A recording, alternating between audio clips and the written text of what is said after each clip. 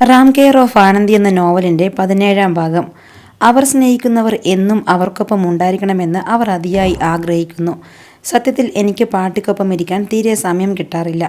എങ്കിലും സമയം കിട്ടുമ്പോഴെല്ലാം ഞാൻ അവരെ ശ്രദ്ധിക്കാറുണ്ട്. ആ സമയത്തൊക്കെ അവർക്ക് എന്തു സന്തോഷമാണെന്നോ. താത്ത മരിക്കുന്നതിന് തലേന്ന് വരെ പാട്ടിയെ എല്ലാ ദിവസവും വെളിയിൽ കൊണ്ടുപോകുമായിരുന്നു. യാത്രകൾ നടത്താൻ ഒരുപാട് ഇഷ്ടപ്പെടുന്ന സ്ത്രീയാണവർ. പക്ഷേ അയാൾ പോയതിനു ശേഷം ദിവസം മുഴുവൻ അവർ ആ വീട്ടിൽ തനിച്ചാണ്. ആരെങ്കിലും ഒന്ന് കൈപിടിച്ച് പുറത്തു കൊണ്ടുപോകുവാനും ഒപ്പമിരുന്ന് തൻ്റെ വിശേഷങ്ങൾ പങ്കുവയ്ക്കാനും അവർ ഒരുപാട് ആഗ്രഹിക്കുന്നുണ്ട്. കഴിഞ്ഞ പൊങ്കലിന് ആദ്യമായി പാട്ടിക്ക് ഞാനൊരു സാരി വാങ്ങിക്കൊടുത്തു. പാവം അതും കെട്ടിപ്പിടിച്ച് കുറേ നേരം ഇരുന്ന് കരഞ്ഞു. അന്നാണ് അവർ എന്തുമാത്രം കാര്യങ്ങൾ മനസ്സിലടക്കി വെച്ചിട്ടാണ് നമ്മുടെ എല്ലാവരുടെയും മുന്നിൽ സന്തോഷത്തോടെ ഓടി നടക്കുന്നതെന്ന് ഞാൻ മനസ്സിലാക്കിയത്.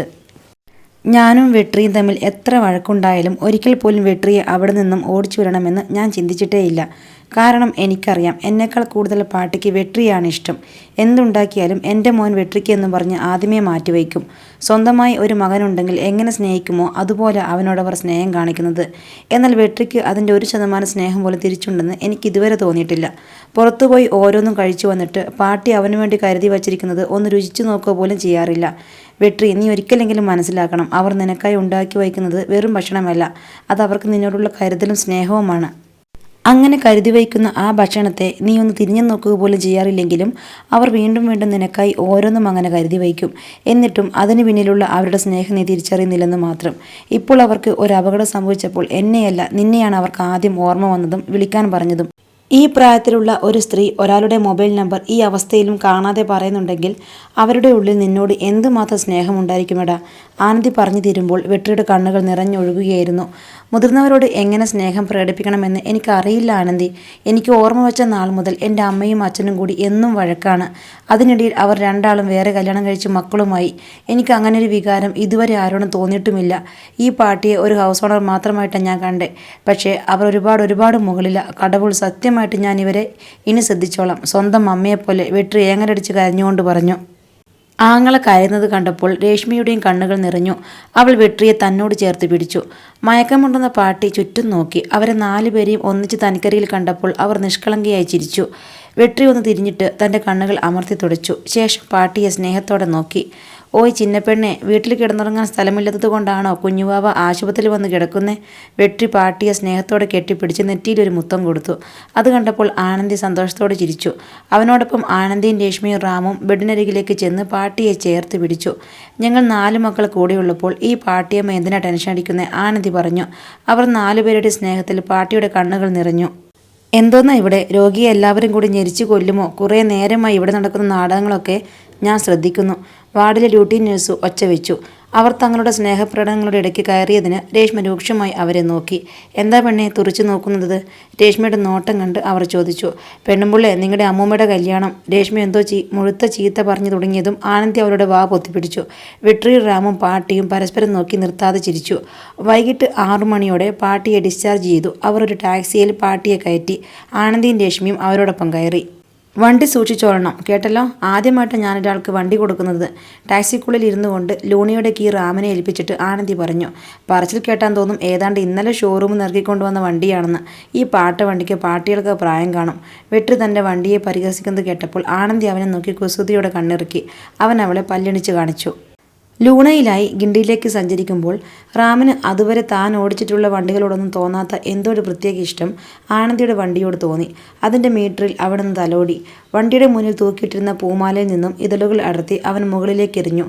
റാമിൻ്റെ സമീപത്തു കൂടി ബൈക്ക് ഓടിച്ചു കൊണ്ടിരുന്ന വെട്രി അവൻ കാണിക്കുന്നതൊക്കെ കണ്ടിട്ട് ഇതെന്ത് കൂത്ത് എന്ന രീതിയിൽ അവനെ നോക്കി. ആഹാരവും മരുന്നുമൊക്കെ കഴിച്ച് പാട്ടി ഉറങ്ങുന്നതുവരെ ഒപ്പം ഇരുന്നതിന് ശേഷമാണ് റാമും രേഷ്മയും തിരികെ വീട്ടിലേക്ക് പോയത്. അയ്യപ്പൻ താങ്കലിലേക്കുള്ള ബസ്സിലിരിക്കുമ്പോൾ നാട്ടിലേക്ക് വിളിച്ച് അവൻ തൻ്റെ അമ്മയുമായി ഓരോ വിശേഷങ്ങളും പങ്കുവച്ചു. അവൻ്റെ ജീവിതത്തിലേക്ക് പുതിയതായി കടന്നെത്തിയ ഓരോ ആളുകളെയും അവൻ്റെ അമ്മയ്ക്കും പരിചിതമായിരുന്നു. ഫോൺ വിളിക്ക് ശേഷം സമീപകാലത്ത് തൻ്റെ ജീവിതത്തിലേക്ക് കടന്നെത്തിയവരെ റാം മനസ്സിലോർത്തു നോക്കി.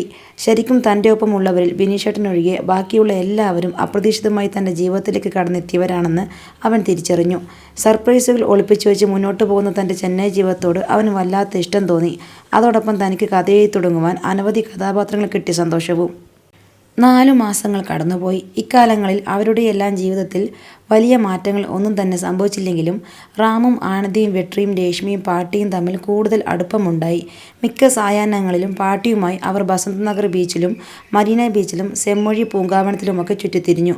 ബസന്തനഗർ ബീച്ചിലോ മരീന ബീച്ചിലോ പോകുന്ന ദിവസങ്ങളിൽ ആനന്ദി ഒഴികെ ബാക്കി 4 പേരും റാം പറഞ്ഞു കൊടുത്ത ഒരു കളിയിലേർപ്പെട്ടു. അവൻ്റെ വീട് ആലപ്പുഴ ജില്ലയിലെ തീരദേശ മേഖലയിലായിരുന്നതിനാൽ ചെറുപ്പത്തിൽ അവനും കൂട്ടുകാരും ചേർന്ന് കടൽത്തീരത്ത് പോയി പരസ്പരം ഒരു നിശ്ചിത അകലത്തിൽ നിന്നിട്ട് കടലമ്മ കള്ളി എന്ന് മണ്ണിൽ എഴുതി വയ്ക്കും. ശേഷം ആദ്യം ആരെഴുതിയ വാക്കുകളാണ് തിരവന്ന് മായ്ക്കുന്നതെന്ന് നോക്കി അങ്ങനെ നിൽക്കും. ഏറ്റവും കൂടുതൽ സമയം ആരുടെ എഴുത്താണ് നിലനിൽക്കുന്നത് അവരാണ് കളിയിലെ വിജയി. ഒരു ദിവസം റാം തമാശയ്ക്ക് ചെറുപ്പത്തിൽ കടൽത്തീരത്ത് കളിച്ചിരുന്ന ആ കളിയെപ്പറ്റി അവരോട് പറഞ്ഞു. അപ്പോൾ തന്നെ പാട്ടി ഉൾപ്പെടെയുള്ളവർ ആ കളി കളിച്ചു നോക്കാൻ തയ്യാറായി. ആനന്ദിയെ കളിക്കാനായി വിളിച്ചപ്പോൾ അവൾ ദൂരെ കടലിലായി കിടക്കുന്ന മത്സ്യബന്ധന ബോട്ടുകൾ ചൂണ്ടിക്കാട്ടി. എന്നിട്ട് പറഞ്ഞു, ഒരുപാട് പേർ ജീവിതത്തിൽ ഏറ്റവും കൂടുതൽ വിശ്വസിക്കുന്ന ഒന്നിനെയാണ് നിങ്ങൾ ഇതുപോലെ എഴുതി ആക്ഷേപിക്കുന്നത്. അതിന് മറുപടിയായി അവർ 4 പേരും ചേർന്ന് അവളെ തൊഴുതു കാണിച്ചു. ശേഷം കടൽത്തീരത്തായി കടലമ്മ ഫ്രോഡ് എന്ന് എഴുതിയിട്ടുകൊണ്ട് കളി ആരംഭിച്ചു. ബസന്തനഗർ ബീച്ചിൻ്റെ തീരത്ത് കളിച്ചുകൊണ്ടിരുന്ന ഒരു ദിവസമാണ് പാട്ടി അവരുടെ നാടായ തഞ്ചാവൂർ ജില്ലയിലെ അല്ലി ഗ്രാമത്തിലെ തിരുവഴിയെപ്പറ്റി പറയുന്നത്. എല്ലാ വർഷവും അവർ സ്വന്തം നാട്ടിലേക്ക് മുടങ്ങാതെ പോകുന്നത് ആ ഒരൊറ്റ കാര്യത്തിന് വേണ്ടി മാത്രമായിരുന്നു. പാട്ടിയുടെ കുടുംബത്തിലെ ഭൂരിഭാഗം അംഗങ്ങളും ആ വിശേഷത്തിന് പങ്കെടുക്കുവാൻ വേണ്ടി പല സ്ഥലങ്ങളിൽ നിന്നും വർഷത്തിലൊരിക്കൽ കുടുംബ വീട്ടിൽ ഒത്തുകൂടിയിരുന്നു. തലേവർഷം പാട്ടി ആനന്ദിയെയും കൂട്ടിയാണ് തഞ്ചാവൂരിലേക്ക് പോയത്. തിരുവഴ അടുത്തുവെന്ന് കേട്ടപ്പോഴേ ആനന്ദിക്കും ആവേശമായി. കാരണം ഒരു തവണ മാത്രമേ പാട്ടിയുടെ നാട്ടിലേക്ക് പോയിട്ടുള്ളൂവെങ്കിലും ആ ദിവസങ്ങൾ അവൾക്ക് വളരെയേറെ പ്രിയപ്പെട്ടതായിരുന്നു. അവളുടെ അനുഭവങ്ങൾ കേട്ടതും രേഷ്മയ്ക്കും വെട്രിക്കും റാമിനും പാട്ടിയുടെ അല്ലിഗ്രാമവും കുടുംബവീടും കാളിയമ്മൻ കോവിലിലെ തിരുവഴിയുമൊക്കെ കാണാൻ തിടുക്കമായി. ഒടുവിൽ അടുത്ത വെള്ളിയാഴ്ച പാട്ടിയുടെ നാടായ തഞ്ചാവൂരിലേക്ക് പോകാമെന്ന് അവർ മൂവരും ചേർന്ന് തീരുമാനമെടുത്തു. ശനിയാഴ്ചയായിരുന്നു തിരുവിഴ. ചെന്നൈ എഗ്മോർ സ്റ്റേഷനിൽ നിന്നും വെള്ളിയാഴ്ച വൈകിട്ട് 4 മണിക്ക് പുറപ്പെടുന്ന തിരുചെന്തൂർ എക്സ്പ്രസ്സിൽ പോയാൽ അന്നത്തെ ക്ലാസ് മിസ്സാവാതെ 2 ദിവസം തഞ്ചാവൂരിൽ അടിച്ചു പൊളിച്ച ശേഷം ഞായറാഴ്ച രാത്രിയോടെ മടങ്ങിയെത്താം എന്നതായിരുന്നു അവരുടെ തീരുമാനം. എല്ലാവരും ചേർന്ന് പാട്ടിയുടെ ഗ്രാമത്തിലേക്ക് പോകാമെന്ന് തീരുമാനമെടുത്തത് മുതൽ പാട്ടിയുടെ മുഖത്ത് വല്ലാത്ത സന്തോഷമായിരുന്നു. റാം ബിനീഷേട്ടനോടും കിരണിനോടും തൻ്റെ യാത്രയുടെ കാര്യം അന്ന് തന്നെ വെളിപ്പെടുത്തി. ബിനീഷേട്ടൻ എന്തെങ്കിലും പറയുമോ എന്നതായിരുന്നു റാമിൻ്റെ ആശങ്ക. പക്ഷേ അന്നു നടക്കുന്ന കാര്യങ്ങൾ അവൻ കൃത്യമായി ധരിപ്പിച്ചിരുന്നതിനാൽ അയാൾക്കും അവൻ പോകുന്നതിൽ എതിർപ്പൊന്നും ഉണ്ടായിരുന്നില്ല. ദിവസങ്ങൾ ഓരോന്നായി വീണ്ടും കടന്നുപോയിക്കൊണ്ടിരുന്നു. ആനന്ദി സ്ഥലക്കച്ചവടങ്ങളുടെയും വാടക വീടുകളുടെയും ബ്രോക്കറായും ചെറിയ ചെറിയ ചടങ്ങുകളുടെ ഇവൻറ്റുകൾ പിടിച്ച് ഭംഗിയായി നടത്തി കൊടുക്കുന്ന ഇവൻറ്റ് കമ്പനിയുടെ മുതലാളിയായും പൂമാല സപ്ലൈ ചെയ്യുന്ന ആളായുമൊക്കെ ജോലി മാറിയും തിരിഞ്ഞും ചെയ്തുകൊണ്ടിരുന്നു. വെട്രിയും രേഷ്മയും ചേർന്ന് കാമുകി കാമുകന്മാരെ പോലെ ചെറു മ്യൂസിക് വീഡിയോകൾ ചെയ്ത് ഫേസ്ബുക്കിലും ഇൻസ്റ്റാഗ്രാമിലുമൊക്കെ പോസ്റ്റ് ചെയ്ത് ലൈക്കുകൾ വാരിക്കൂട്ടി. പാട്ടി തൻ്റെ നാട്ടിലേക്ക് കൊണ്ടുപോകുവാനും താൻ വീട്ടിലില്ലാത്ത ദിവസങ്ങളിൽ ബേക്കറികളിൽ മധുരപലഹാരങ്ങൾക്ക് ക്ഷാമം വരാതിരിക്കുവാൻ വേണ്ടിയും അധികമായി പലഹാരങ്ങൾ ഉണ്ടാക്കി പെട്ടികളിലാക്കി വയ്ക്കുന്ന തിരക്കിലായിരുന്നു. റാമിൻ്റെ ദിവസവും ആ ആഴ്ചയുടെ അവസാനത്തെ ലക്ഷ്യം വെച്ചതുള്ളതായിരുന്നു. എങ്കിലും ദിവസവും രാവിലെ കോളേജിലേക്കുള്ള യാത്രയ്ക്കിടയിൽ അവൻ മല്ലിയെ കണ്ടുമുട്ടുകയും സംസാരിക്കുകയും ചെയ്തുകൊണ്ടിരുന്നു. മല്ലി അതിനോടകം അവരുടെ കൂട്ടുകാരെ മുഴുവനും അവനെ പരിചയപ്പെടുത്തിയിരുന്നു. ഒരു ദിവസം അവർ തമ്മിലുള്ള സംസാരത്തിനിടയിൽ മല്ലി അത്രയും നാൾ സ്വരുക്കൂട്ടിയ പണം കൊണ്ട് അവളുടെ അനുജന് ഒരു ബൈക്ക് വാങ്ങിക്കൊടുക്കുവാൻ പോവുകയാണെന്ന് പറഞ്ഞു. അമ്മയെ വിളിക്കുമ്പോഴൊക്കെ അനുജന് ബൈക്ക് വേണമെന്ന് പറഞ്ഞുകൊണ്ട് വീട്ടിൽ വഴക്കുണ്ടാകുന്നത് അവൾക്ക് അറിവുള്ള കാര്യമായിരുന്നു. വീട്ടിലേക്ക് പോകുവാനുള്ള ഒരു വഴി കൂടിയായി ആ ബൈക്ക് വാങ്ങിക്കൊടുക്കലിലൂടെ മല്ലി ഉദ്ദേശിക്കുന്നുണ്ടെന്ന് റാം മോഹിച്ചു. അങ്ങനെ അവർ 5 പേരും ഒരുപോലെ കാത്തിരുന്ന വെള്ളിയാഴ്ച വന്നെത്തി. റാം കോളേജിലേക്ക് തൻ്റെ ട്രാവൽ ബാഗ് കൂടി പാക്ക് ചെയ്ത് കൊണ്ടുവന്നിരുന്നു. ഉച്ചയ്ക്ക് അമ്മ ഉണവകത്തിലേക്ക് അവർ 4 പേരും ഒന്നിച്ചാണ് പോയത്. ഉണവകത്തിലിരിക്കുമ്പോൾ ആനന്ദിക്ക് ഒരു കോൾ വന്നു. ആ കോൾ എടുത്ത് സംസാരിച്ച ശേഷം അവളുടെ പദ്ധതിയിൽ ചെറിയ മാറ്റമുണ്ടായി. വൈകിട്ട് 3 മണിക്ക് കോളേജ് വിടുമ്പോൾ അവർ 4 പേരും ചേർന്ന് പാട്ടിയുടെ അടുത്തേക്ക് ചെന്ന് അവരെയും കൂട്ടി ആ ടാക്സിയിൽ ഒരുമിച്ച് എഗ്മോർ സ്റ്റേഷനിലേക്ക് പോകുവാനായിരുന്നു പ്ലാൻ. പക്ഷേ ആനന്ദിയെ അവൾ തലേന്ന് ഏതോ സ്ഥലം കാണിച്ച പാർട്ടി വിളിച്ചതിനാൽ അവരെ പോയി കണ്ടതിനു ശേഷം റെയിൽവേ സ്റ്റേഷനിലേക്ക് നേരെ എത്തിക്കൊള്ളാം എന്നവൾ പറഞ്ഞു. വീട്ടിൽ പാക്ക് ചെയ്ത് വെച്ചിരിക്കുന്ന തൻ്റെ ബാഗ് കൂടി എടുക്കുവാൻ ആനന്ദി അവരെ ഏൽപ്പിക്കുകയും ചെയ്തു. ഒടുവിൽ 3 മണിക്ക് കോളേജ് വിട്ടതും റാമും വെട്രിയും രേഷ്മയും ചേർന്ന് പാട്ടിയുടെ അടുത്തേക്ക് പോയി. അവളവിടെ എല്ലാം റെഡിയാക്കി തൊട്ടടുത്ത തെരുവിലെ പരിചയക്കാരനായ മുരുകണ്ണന് ടാക്സിയും വിളിച്ച് ഗേറ്റിന് മുന്നിൽ നിന്നിരുന്ന പാട്ടി ചോദിച്ചു. അവൾ നേരെ റെയിൽവേ സ്റ്റേഷനിലേക്ക് വന്നോളും പാട്ടി, രേഷ്മ പറഞ്ഞു. നമ്മൾ പോകുമല്ലേ, സമയം 3:30 ആവുന്നു, ഇപ്പോൾ ഇറങ്ങിയാലേ കറക്റ്റായിട്ട് അവിടെ എത്തൂ, ടാക്സി ഡ്രൈവർ മുരുകണ്ണൻ വാച്ച് നോക്കിക്കൊണ്ട് പറഞ്ഞു. രേഷ്മ സ്കൂട്ടർ ലോക്ക് ചെയ്ത് സുരക്ഷിതമാക്കി വച്ചതിന് ശേഷം ഓടിപ്പോയി ആനന്ദിയുടെ ബാഗ് കൂടി വണ്ടിയിലേക്ക് എടുത്തുകൊണ്ട് വന്നു വെച്ചു. സ്റ്റേഷനിലേക്ക് പോകുന്നതിനിടയിൽ റാം ആനന്ദിയുടെ ഫോണിലേക്ക് വിളിച്ചു. സ്റ്റേഷന് സമീപത്ത് ഒരിടത്താണ് ആനന്ദിയുള്ളത്. അവർ സ്റ്റേഷനിലേക്ക് എത്തുമ്പോഴേക്കും വിളിച്ചാൽ എത്തിച്ചേരാമെന്ന് ആനന്ദി പറഞ്ഞു. മുരുകണ്ണെ ട്രെയിൻ വിടാൻ 5 മിനിറ്റുള്ളപ്പോൾ അവരെ സ്റ്റേഷനിലെത്തിച്ചു. ആനന്ദി, ഞങ്ങളിവിടെ എത്തി. ട്രെയിൻ വിടാറായി. നീ ഇതെവിടാ? ഞാൻ ദേ എത്തി റാം. വണ്ടി പാർക്ക് ചെയ്യുക. S1 അല്ലേ? നിങ്ങൾ കയറിക്കോ, ഞാൻ പെട്ടെന്ന് എത്താം. ബാഗും തൂക്കി S1 കമ്പാർട്ട്മെൻറ്റ് ലക്ഷ്യമാക്കി നടക്കുന്നതിനിടയിൽ റാം വീണ്ടും അവളെ വിളിച്ചപ്പോൾ ആനന്ദി പറഞ്ഞു.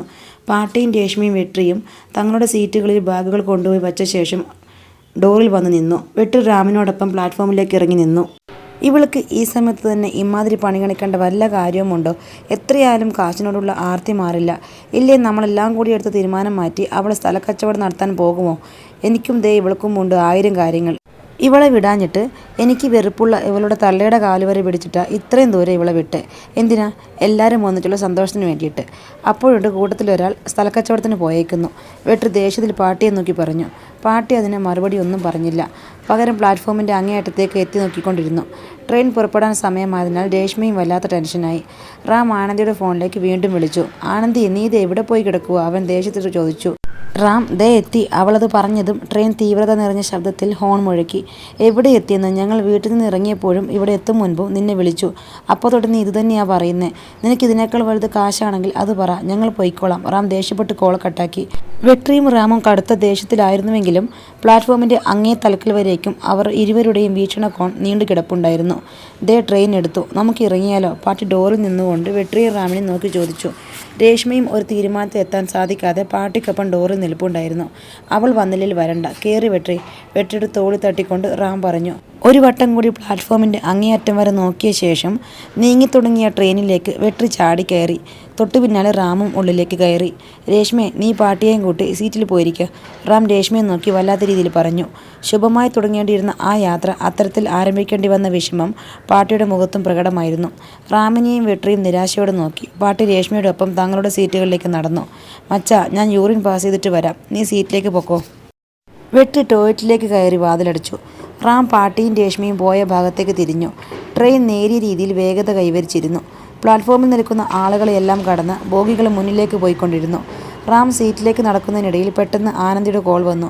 ഹലോ റാം, ട്രെയിൻ വിട്ടു, അവൾ എടുത്തയുടൻ കിതപ്പോടെ പറഞ്ഞു. റാം വേഗത്തിൽ തിരികെ ഡോറിലേക്കെത്തി.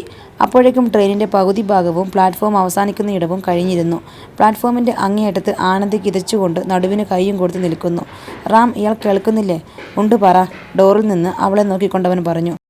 എടോ, എനിക്ക് തന്നെ കാണാം. എനിക്കും വരണം തഞ്ചാവൂർ. അതിനിപ്പോൾ ഞാനെന്ത് ചെയ്യാനാ? നീ വരുന്നത് നോക്കി നിൽക്കാൻ ഇന്ത്യൻ റെയിൽവേ നിന്റെ തന്തയുടെ വകയല്ല. പെട്ടെന്ന് ആനന്ദി നിശബ്ദയായി. 3-4 സെക്കൻഡുകൾ ഇരുവരും ഒന്നും സംസാരിച്ചില്ല. ആനന്ദി, അഥവാ ഞാനിപ്പോൾ ഇവിടെ ചാടിയിറങ്ങിയാൽ തഞ്ചാവൂരിലേക്കുള്ള എൻ്റെ യാത്ര ചെലവ് മുഴുവൻ നീ എടുക്കുവോ? അവൻ ചോദിച്ചു. സത്യമായിട്ടും എടുക്കാം. ചാട് റാം, ചാട്, ആവേശത്തോടെ അവൾ വിളിച്ചു പറഞ്ഞു.